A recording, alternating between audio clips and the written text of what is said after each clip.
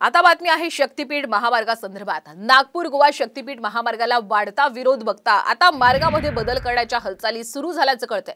महामार्गाला कोल्हापूर सांगलीतून मोठा विरोध होतोय, त्यामुळे विरोध करणारे शेतकरी आणि स्थानिकांशी चर्चा करून महामार्गाचं संरेखन म्हणजेच अलाइनमेंट बदलण्याचा निर्णय MSRDCने घेतल्याची सूत्रांची माहिती आहे। त्यानुसार आता 805 किलोमीटरच्या संरेखनात बदल होणार आहे। परिणामी काही दिवसांपूर्वीच पर्यावरण विषयक परवानगीसाठी पाठवलेला प्रस्ताव हा MSRDCने मागे घेतलाय। संरेखनामध्ये करण्यात येणाऱ्या बदलांमुळे नवा प्रस्ताव तयार करावा लागणार आहे।